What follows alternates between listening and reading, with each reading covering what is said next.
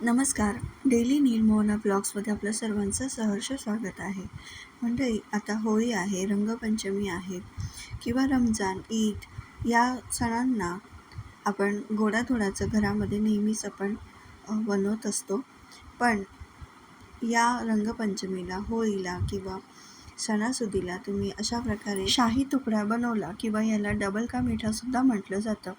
ही जर तुम्ही पदार्थ किंवा ही रेसिपी जर तुम्ही बनवलं तर तुमच्या घरामध्ये नक्कीच तुमचं कौतुक केलं जाईल आणि अगदी याच्यातलं जे साहित्य आहे ते अगदी सहजपणे उपलब्ध होतं आपल्याला आणि एकदम सोपी रेसिपी आहे.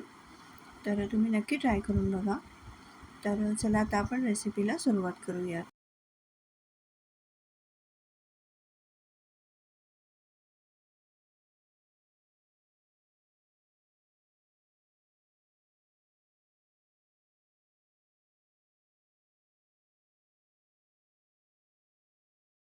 या रेसिपीसाठी मी फुल क्रीम दूध वापरलेलं आहे. गोकुळ ब्रँडचं आहे. मी ते कुठेही स्पॉन्सर करत नाही आहे.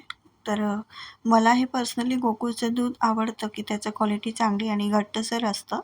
तर मी इथे अर्धा लिटरचा पॅक घेतलेला आहे, पण त्यातून फक्त 300 ml दूध घेतलेलं आहे. तर तुम्हाला रेसिपी किती प्रमाणात बनवायची आहे त्यानुसार तुम्ही पदार्थाचे प्रमाण कमी अधिक करू शकतात. तर इथे मी 300 ml दूध घेतलेलं आहे आणि गॅस बंद आहे.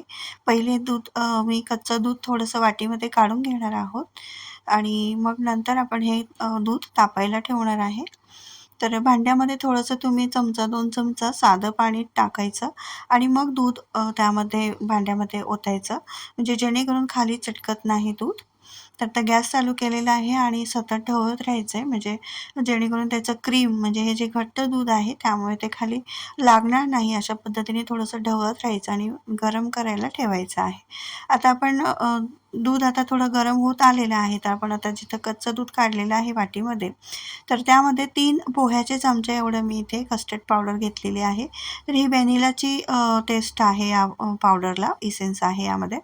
तर तुम्ही प्लेन कॉर्नफ्लॉवरसुद्धा घेऊ शकतात आणि नंतर तुम्हाला हवा तो इसेन्स तुम्ही दुधामध्ये ॲड करू शकतात. तर त्या दुधामध्ये ही पावडर आपण व्यवस्थित मिक्स करून घेतलेली आहे आणि इथे मी नेस्लेचं एव्हरीडेचं व्हाईटनर घेत आहे, मिल्क पावडर घेते आहे.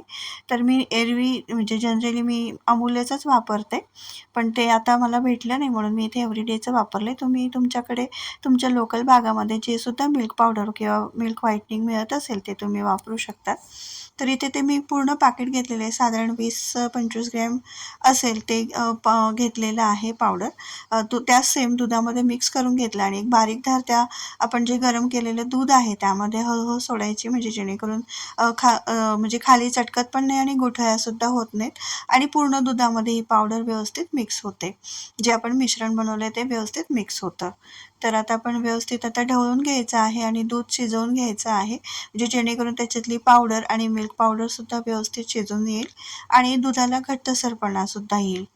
तर छान हलवत राहायचं आणि अगदी तळाला सुद्धा स्क्रॅब करायचं, नाहीतर कॉर्नफ्लॉवर असं खाली चिटकून राहतं तळाला भांड्याच्या. तर आता आपण इथे दूध गरम होत आलेलं आहे चांगल्यापैकी, म्हणजे बऱ्यापैकी उकळलेलं आहे दूध. आता साधारण 10 ते 12 मिनटं झालेत आणि दूधही छान उकळलेलं आहे, घट्टसर सुद्धा आलेलं आहे. तर तुम्ही चमच्याला बघू शकता की कसं घट्ट लेअर आलेलं आहे आणि शिजलंय की नाही हे आपल्याला कसं कळेल, तर चमच्याच्या उलट्या बाजूला म्हणजे जे लिक्विड लागलेलं आहे तिथे हाताने बोटाने अशी रेष ओढायची. दोन्ही बाजूचं मिश्रण एकत्र जर झालं तर अजून समजायचं आपल्याला मिश्रण अजून आटू द्यायचं आहे किंवा शिजू द्यायचं आहे आणि तशीची तशी रेष एकत्र न होता तशीच राहिली तर समजायचं आपलं मिश्रण तयार आहे. आता यामध्ये आपण 2 ते 3 वेलच्या बारीक कुटून घेतलेल्या आहेत आणि त्या टाकायच्या आणि अगदी चिमूटभर जायफळची पूड टाकायची आणि मिक्स करून घ्यायचं आणि गॅस बंद करायचा. पण त्याआधी आपण साखर पण टाकायची आहे त्यामध्ये. तर आता आपल्याला गोड किती हवं आहे, कारण की आपण जे शाही तुकडा बनवणार आहोत तर तो पाकामध्ये ब्रेडचे तुकडे बुडणार आहे, तर त्याच्याने सुद्धा गोड वाढतं. तर इथे मी 4 ते 5 टेबलस्पून साखर घेतलेली आहे आणि ती मिक्स करून घ्यायची. 2 ते 3 मिनटं उकळून घ्यायचं आणि गॅस बंद करायचा आणि हे मिश्रण आहे ना थंड करायला ठेवायचं.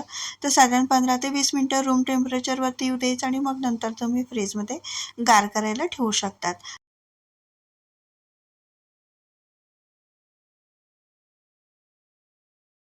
हा पदार्थ असा आहे की तुम्ही तो थंडसुद्धा खाऊ शकता किंवा गरमागरमसुद्धा खाऊ शकतात. तर आता बघा मी हे थंड करायला ठेवलेलं आहे. आता त्याला वरती सायसुद्धा आलेली आहे. पुन्हा एकदा मी ढवळून घेते आणि हे मी फ्रीजमध्ये ठेवणार आहे गार करण्यासाठी. आता आपण काय करायचं आहे, ब्रेडचे तुकडे तळून घ्यायचे आहेत. तर तुम्ही ह्या ब्रेडच्या तुकड्यांना कोणताही शेप देऊ शकतात. स्क्वेअरमध्ये ठेवू शकतात, गोल करू शकतात, सर्कलमध्ये किंवा असं ट्रायंगलमध्ये त्रिकोणी त्याचे करू शकतात, भाग करू शकतात आणि कडकडीत तेलामध्ये म्हणजे साधारण मीडियम टू हाय टेम्परेचरवरती आपण हे तळून घ्यायचे आहेत. तर अगदी लो जर टेम्परेचर ठेवलं तर ब्रेडमध्ये जास्त तेल ओढलं जातं. हे तुम्ही गावरानी तुपात म्हणजे देसी तुपात सुद्धा तळून घेऊ शकतात, पण मी ते तेलामध्ये तळलेले आहेत. छान असे गोल्डन क्रिस्पी ब्रेड तळून घ्यायचे आहेत. तर तुम्ही किती प्रमाणात बनवत आहात त्यानुसार इथे तळून घ्यायचे. तर साधारण मी 8 ते 10 स्लायसेसचे असे 2 भाग केलेले त्रिकोणी आणि ते मी तळून घेते आहे. तर तोपर्यंत आपण एका साईडला आपण पाकाची सुद्धा तयारी करूयात. तर हे ब्रेड क्रम्स छान आपण नितरत ठेवायचे आहेत आणि म्हणजे त्याच्यातलं तेल नितरून जाईल. ज्याचं तेल होतं ते नितरून जाईल. आता आपण काय करायचं, इथे कढई घेतलेली आहे, त्यामध्ये 1 वाटी साखर आणि तेवढंच 1 ते सव्वा वाटी आपण पाणी घ्यायचं आहे. तर मी इथे पाणी थोडं थोडं करून टाकलं म्हणून ते लक्षात येत नाही आहे, पण 1 ते सव्वा वाटी पाणी घेतलेलं आहे. आता आपण साखर वितळून घ्यायची.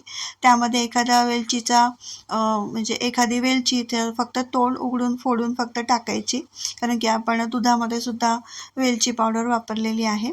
तर इथे साखर वितळू द्यायची आणि अगदी एक तारी पाक म्हणजे अगदी गुलाबजामसाठी करतो ना आपण पाक, तसं करायचं. अगदी चिकट पण नाही, जास्त चिकट पण नाही आणि जास्त पातळ पण नाही. तर साधारण एक तारीच्या पाकाच्या लेवलला येऊ द्यायचा आहे हा साखरचा पाक. तर छान आता उकळून घ्यायचा आहे. तर आपण जेव्हा चमच्याने पाकाची धार सोडतो, तर अगदी थेंब थेंब पडायला लागलं की समजायचं आपलं पाकाचं टेम्परेचर ओके आहे आणि आपला पाक तयार आहे. तर तुम्ही बघू शकतात एक साधारण 10 ते 12 मिनटं झालेत आणि साखर छान वितळली आणि उकळली सुद्धा आहे, त्याला छान फेसा आलेला आहे. तर तुम्हाला हे त्याची मळी काढायची असेल तर थोडंसं दूध टाकू शकतात त्यामध्ये, त्याच्याने मळी साफ होते. तर बघा इथे चमच्याचं कसं पाक असं थेंब थेंब पडतोय म्हणजे आपला पाक तयार आहे. तर आपण आता हे गॅस बंद करायचा आणि 5 मिनटं थोडंसं नॉर्मल थंड होऊ द्यायचं. अगदी कडकडीत गरम पाकात नाही आपल्याला ब्रेडचे तुकडे टाकायचे, थोडंसं थंड होऊ द्यायचं म्हणजे कोमटसं गरम होऊ द्यायचं. तर आता आपण बघा इथे ब्रेडचे पण स्लायसेस छान तेल त्याचं निथळलेलं आहे. आता आपण पाकामध्ये ते स्लायसेस बुडवून घ्यायचे. तर तुम्हाला जास्त गोड आवडत असेल तर तुम्ही साधारण 2 ते 3 मिनटं पाकामध्ये तसेच हे तुकडे मुरवून ठेवू शकतात किंवा कमी गोड आवडत असेल तर तुम्ही ब्रेडचे हे तुकडे पाकामध्ये टाकून लगेच काढून तुम्ही एखाद्या प्लेटमध्ये काढून घेऊ शकतात आणि मग तुम्ही सर्व्ह करू शकतात.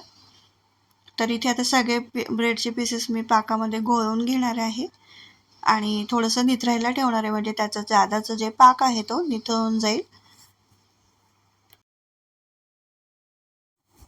आता आपण प्लेटिंग करून घेऊया. तर एका डिशमध्ये मी काही पीसेस आता जे आपण पाकामध्ये बुडवले होते ब्रेडचे पीसेस ते मी प्लेटमध्ये अरेंज करून ठेवते आहे आणि त्यावरती मग मस्तपैकी थंड केलेलं दूध किंवा तुम्ही त्याला कस्टर्ड म्हणू शकतात किंवा बासुंदी म्हणू शकतात, तर ते गोड दूध टाकायचं आहे.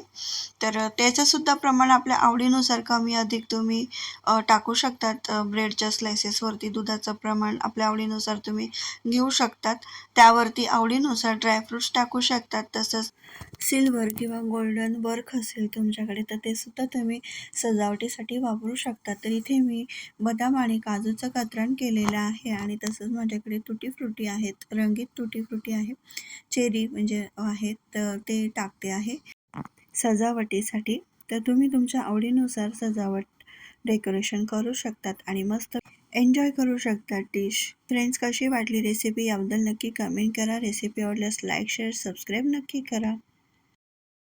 चॅनलवरती जर नवीन असणार तर बेल आयकॉन नक्की प्रेस करा म्हणजे तुम्हाला पुढच्या व्हिडिओचं नोटिफिकेशन सर्वात आधी मिळेल.